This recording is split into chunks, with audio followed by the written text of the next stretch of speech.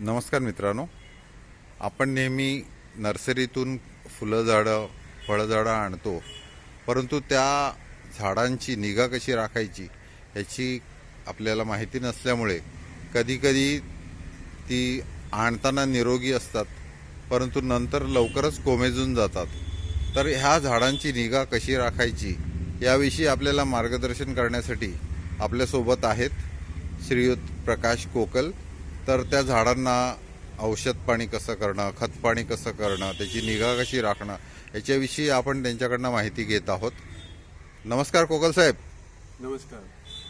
नमस्कार साहेब. हे तुम्ही झाडांची निगा राखणं, त्याला औषधं फवारणी करणं, खतपाणी करणं याच्याविषयी जर माहिती दिली तर ती आम्हाला तमाम वसईकरापर्यंत पोहोचवता येईल. मी गेली 25 वर्ष सेंद्रिय शेतीचा प्रचार करतोय आणि त्यानिमित्त मी बऱ्याच गावात अख्ख्या सगळ्या वसई तालुक्यात फिरलो आणि त्याचा सेंद्रिय प्रचार याच्यासाठी केला की आपल्याकडे हल्ली केमिकल आणि विषारी औषधांचं प्रमाण फार वाढलेलं आहे. त्याच्यामुळे पर्यावरणाचा पण समतोल बिघडतोय. म्हणून आम्ही 1995 साली या औषधांचं संशोधन करून आणि लोकांपर्यंत पोहोचण्याचं काम केलं. ही सगळी औषधं आयुर्वेदिक आहेत आणि आयुर्वेदिक असल्यामुळे आपण झाडांचीच औषधं आपण झाडांना परत देतो आहोत in the form of recycling. आणि रिसायकलिंग हेच ऑर्गॅनिक फार्मिंगचं एक मेन प्रिन्सिपल आहे. त्याच्यामध्ये बघा, आपण नेहमी कंपोस्ट खत, गांडूळ खत, शेणखत, हिरवळ खत ही सगळी जी खतं वापरतो ती सगळे रिसायकलिंगच असतात. तर आता ही औषधं ही याच्यामध्ये आयुर्वेदिक असल्यामुळे झाडांना त्याचा कुठलाही दुष्परिणाम होत नाही. तसंच ह्या औषधांचा वापर करून आपण जे काही फुलं फळं भाजीपाला अन्नधान्य करू त्याच्यामध्ये कुठलंही केमिकल किंवा विष नसल्यामुळे त्याच्यामध्ये कुठलाही उर्वरक राहत नाही. आणि शिवाय हे सगळं नैसर्गिकरित्या होत असल्यामुळे याची जी क्वालिटी आहे, आपण जे काही फळं भाजीपाला खाऊ त्याच्यामध्ये क्वालिटी म्हणजे त्याच्यामध्ये आपल्याला जे काही जीवनसत्व किंवा खनिज पदार्थ किंवा प्रोटीन जे पाहिजेत ते चांगल्या प्रमाणात उपलब्ध होतात आणि त्यामुळे आपल्या आरोग्यालासुद्धा ती चांगलं फायदेशीर ठरतात. तर आता ह्यामध्ये जसं साहेबांनी सांगितलं की आपण नर्सरीमधनं चांगली चांगली हौसेनी फुलझाडं आणि शोभेची झाडं आणतो खरं, पण त्यांचं मेंटेनन्स कसं करायचं हे आपल्याला माहीत नसतं. बऱ्याच लोकांना वाटतं की आपण सतत नुसतं जास्त पाणी मारलं का झाडं आपोआप वाढत राहतील, पण तसं नसतं. त्याच्यासाठी आपल्याला औषधं आणि खतांचा वापरसुद्धा करावा लागतो. तर त्यानिमित्त आम्ही ही जी औषधं आणली आहेत त्याची मी तुम्हाला फक्त 2 मिनिटात तोंड ओळख करून देणार आहे. आणि ही औषधं आपल्या बागेत किंवा आपल्या कुंड्यांमध्ये ती कशी वापरायची याचं प्रात्यक्षिकसुद्धा तुम्हाला मी करून दाखवणार आहे. आता ह्याच्यामध्ये जी औषधं सक्रिय आहेत त्याच्यामध्ये हे टॉनिक आहे. त्याच्याने आपल्याला जास्तीत जास्त फुलं फळं वगैरे लागतात आणि झाडाला एक प्रकारे संपूर्ण चौरस सकस आहार मिळतो आणि त्याच्यामुळे झाडाची इम्युनिटी वाढते. जे आपण आता सध्या सारखं म्हणत होतो की इम्युनिटी वाढवा आणि याच्यामध्ये खास करून त्रिफळा चूर्ण आहे 35%. ते अँटीऑक्सिडंट असल्यामुळे हे औषध वापरल्यानंतर आपल्याला क्वालिटी आणि क्वांटिटी मिळतेच, पण त्याबरोबर आपल्याला झाडाची प्रतिकारशक्तीसुद्धा वाढल्यामुळे रोगराई कमी लागते आणि नंतर जंतुनाशक कीटकनाशकांचा बुरशीनाशकाचा खर्च आपण कमी करू शकतो. आता हे झालं टॉनिक. त्याच्यानंतर किडीचं आहे, हे बी संजीवक किडीचं औषध आहे. त्याच्याने किडीला डायरेक्ट न मरता किडीला नपुसंक केलं जातं आणि एकात्मिक कीड नियंत्रणाद्वारे किडीचं नियंत्रण केलं जातं. एकात्मिक कीड नियंत्रण म्हणजे आपलं जसं ही औषधांचा वास आल्यानंतर तिथे मित्रकिडी येतात आणि त्या आपल्या शत्रू किडींवर तुटून पडून त्यांचा नाश करतात आणि नंतर ते पॉलिनेशनमध्ये सुद्धा मदत करतात. तर त्यासाठी आपल्याला काय आहे की ह्या औषधांचा वापर हा रेग्युलर करायला पाहिजे. दुसरं आता हे बुरशीचं औषध आहे बीसुखिया. हे बुरशी जी लागते ही एका प्रकारे वातावरण असं असतं की गढूळ असतं, ढगाळ असतं, त्यावेळेला बुरशी लागते. तर ते बुरशी लागू नये म्हणून सुद्धा याचा वापर केला जातो. पण आता आम्ही एक जे औषध शोधून काढलं आणि त्याचं जास्तीत जास्त प्रसार होतोय आणि पुढेही होणार आहे ते म्हणजे हे औषध हे जे औषध आहे हे अख्ख्या जगात फक्त आम्हीच बनवलं आहे. त्याच्यामध्ये तिन्ही औषधांचा समावेश आहे आणि ह्या तिन्ही औषधांच्या समावेशामुळे कीटकनाशक, बुरशीनाशक, टॉनिक सगळं एकत्र असल्यामुळे त्याला कमीत कमी याच्यामध्ये 17 आयुर्वेदिक औषधं आम्ही टाकलेली आहेत. त्याच्यामुळे काय होतं की झाडाची इम्युनिटी तर वाढतेच, पण त्याबरोबरच लहान रोपं असताना शेतकऱ्यांना आणि बऱ्याच नर्सरीवाल्यांना सुद्धा लहान लहान रोपं असताना त्यांना कीड लागते, बुरशी लागते, माना टाकतात, भोकं पडतात. ह्या जे प्रॉब्लेम होतात ते ह्याच्यानी होत नाही. म्हणजे ह्याचं प्रमाण सगळ्यांचं 1 मिली 2 लिटर आहे. आता हे जे औषध आहे ह्याचे फक्त दाणेदार आहेत. हे दाणेदार जे आहेत हे ह्याच्याच ग्रॅन्युलर फॉर्ममध्ये आहेत. तर हे आपल्याला आपण जेव्हा पण कुठल्याही प्रकारचं पीक काढतो त्यावेळेला आपल्याला जमिनीचा पोत चांगला असणं आवश्यक असतं आणि ह्याच्याने जमिनीचा पोत सुधारतो, पण जमिनीतनं जी मुळांना कीड बुरशी लागते ती हे लागू देत नाही. आणि म्हणून याचा वापर आपण शेतामध्ये सुद्धा वाफे करताना, नंतर कुंड्यांमध्ये सुद्धा याचा वापर रेग्युलरली करता येतो आणि ह्याला म्हणतात सॉईल कंडिशनर.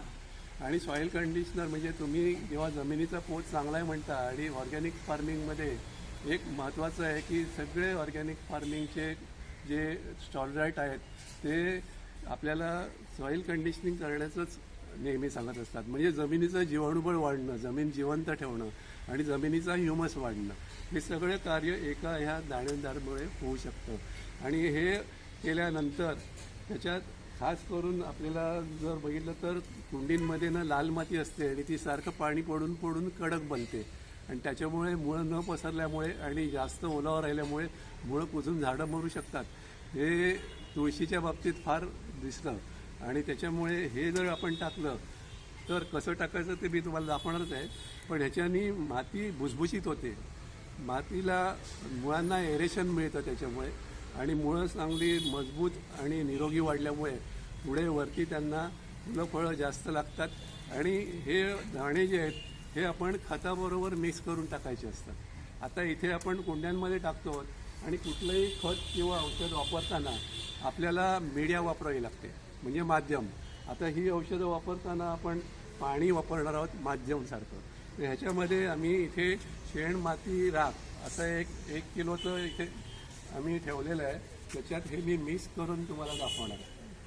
बघा, तर मी चप्पल घेऊ का तिकडनं?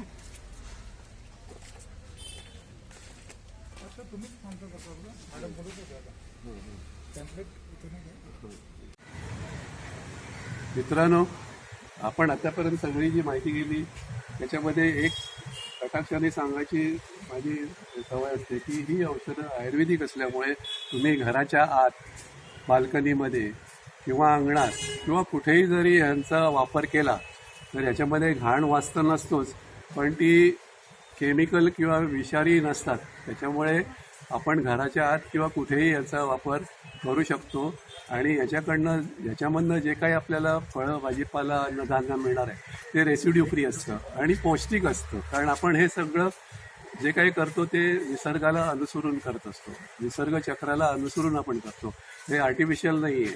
म्हणून ह्याचा वापर करताना आपल्याला कुठल्याही पिकात हे आपण वापरू शकतो. फुलझाडं, फळझाडं, भाजीपाला, अन्नधान्य, शोभेची झाडं. आणि आपल्याला सर्वात महत्त्वाचं म्हणजे ही पर्यावरणाला अनुकूल आहे.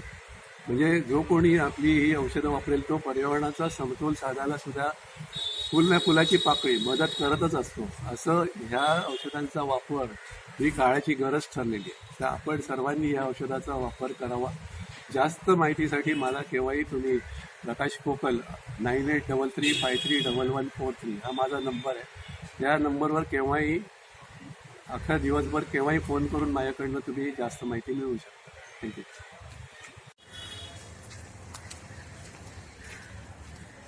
आता आपण ही औषधं आपल्या कुंड्यांमध्ये कशी वापरायची ह्याचं मी तुम्हाला प्रात्यक्षिक करून दाखवणार आहे. कुठलंही औषध वापरताना आपण मीडिया वापरतो. इथे मी शेण, माती, राख 1 किलो घेतलं आहे आणि हे 1 किलो BSU दाणे त्यांना आपण पहिल्यांदा मिक्स करणार आहोत. आता हे मिक्स केल्यानंतर आपण ते कुंड्यांमध्ये टाकणार आणि व्यवस्थित मिक्स करायचं असतं, म्हणजे ते बरोबर. नॉर्मली आम्ही नीम पेंट टाकायला सांगतो, नीम पेंट आणि 1 किलो आणि हे 1 किलो 2 किलो जे होतील त्याच्यातलं प्रत्येक कुंडीला आपल्याला फक्त 20 ग्रॅम म्हणजे थोडंसंच टाकायचं असतं. ते कसं टाकायचं याचं मी तुम्हाला अगोदर प्रात्यक्षिक करून दाखवतो. हे आपलं आता मिक्सचर तयार झालेलं आहे. या मिक्सचरला आपल्याला प्रत्येक कुंडीला फक्त 20-20 ग्रॅम म्हणजे आता हे जे आपण 1 किलो प्लस 1 किलो 2 किलो केलं आहे त्याच्यात जवळजवळ 2 किलो म्हणजे 20 ग्रॅम प्रमाणे 100 कुंड्या होतील. आता तुमच्याकडे समजा 100 कुंड्या नाही 10 कुंड्या आहेत तर हे 10 कुंड्यांना तुम्ही जर टाकलं समजा पहिल्या रविवारी तर दुसऱ्या रविवारी आपण ह्या BSUची फवारणी करणार आहोत. आता अगोदर हे टाकताना आपल्याला कसं टाकायचं ते बघायचं आहे. आणि ही जी बॉटल आहे ह्युमिक ॲसिडची त्याचं 2 मिली पर लिटर मी द्रावण बनवणार आहे. आणि लक्षात ठेवा ही सगळी औषधं काढे आहेत आणि फार जाड असतात गडद असतात म्हणून त्याला आपल्याला नेहमी हलवून घ्यावं लागतं. आणि हलवून घेतल्यानंतर त्याचा आपण कसा वापर करायचा हे मी पहिल्यांदा दाणे टाकल्यानंतर टाकणार हे औषध. आता आपण अप्रॉक्सिमेटली 20 ग्रॅम टाकणार आहोत. हे बघा नेहमी कुंडीची साईडनी खोदायचं मधून खोदायचं नाही म्हणजे मुळांना त्रास होणार नाही. आणि अशा प्रकारे साईडला खोदल्यानंतर मध्ये असा डोंगर करायचा वरती. आता एवढं 1-1.5 इंच तुम्ही खाली गेले की मग आता हे दाणे आपण टाकले. जास्त नाही फक्त 20 ग्रॅम 20 ते 30 ग्रॅम एवढंच आपण टाकणार. आता हे टाकल्यानंतर याला परत आपल्याला लेवल करायचं. एवढं ठेवायचं नाही. कुठलंही खत टाकताना आपल्याला ते खोदून टाकायचं असतं आणि खोदून टाकल्यानंतर त्याच्यावरती मातीची लेअर टाकायची असते अशा प्रकारे. आता या दुसऱ्या कुंडीत पण आपण तसंच करूया. एवढा साईडनी खोदायचं मध्ये मुळं असतात त्यांना त्रास नाही झाला. असं साईडनी परिघातनं असं खोदून ते माती सगळी अशी आपण वरती आणून ठेवूया डोंगर करूया मध्ये. आणि आता हे दाण्याने टाकतो.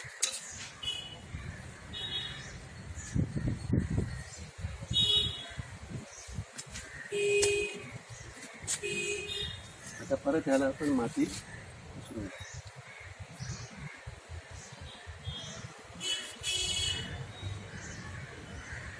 आता याच्यावर आपण एरवी आपण काय केलं असतं पाणी टाकलं असतं पण आपण आता पाणी टाकणार नाही आहोत. आपण ह्याला HS6H ह्युमिक ॲसिड आहे ते ह्युमिकचं द्रावण बनवून आणि याच्यावर टाकणार आहोत. म्हणजे काय होईल त्याच्यानी हे जे आपण खत टाकलं आहे ते लवकर कुजेल. आणि ह्युमिकचा फायदा असा आहे की त्याच्यात तुम्ही कुठल्याही झाडात टाकलं की लगेच 6 दिवसात नवीन सफेद मुळं फुटतात. म्हणजे उपलब्ध होणं खत आणि जास्त मुळांद्वारे शोषलं जाणं दोन्ही प्रक्रिया एकाच वेळेला होतात. त्याच्यामुळे तुम्हाला जो वरून फुटवे यायला 7 दिवसाच्या आत वरून पालवी फुटेल आणि कळ्यासुद्धा येऊ शकतात फुलझाडांना. तर हे फार फास्ट काम करतं म्हणून आम्ही याला म्हणतो कॅटलिस्ट. HS6H is catalyst. आता ह्याचं मी द्रावण तयार करतोय. हे बघा ह्याच्यात मी ह्याचं प्रमाण आहे 2 मिली 1 लिटर. आता HS6H लिक्विड 2 मिली 1 लिटर म्हणजे आपल्याला 5 लिटरच्या झारीत 10 मिली टाकायचे. आता हे बूच माझं 5 मिली आहे असं मी धरतो. तर याला पहिल्यांदा जोरात हलवणार कारण हे ना औषध फार जाड आणि काळं कुट्ट असतं. तर ते हलवल्यानंतर जास्त विस्कोसिटी असल्यामुळे ते पहिल्यांदा आपण लहान प्रमाणात तयार करू मगामध्ये. बघा किती जाड आहे बघा. आता हे आपण याच्यात टाकलं.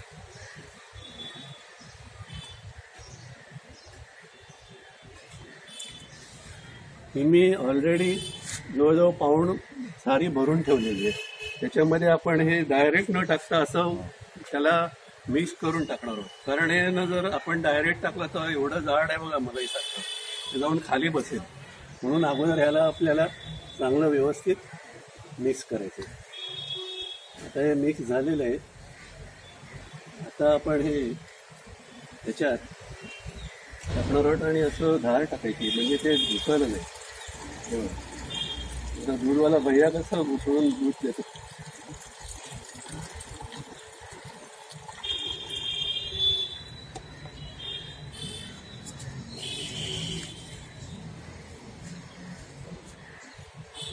आता हे जे पाणी तयार झालंय ते आपण इथे याच्यावर टाकतो.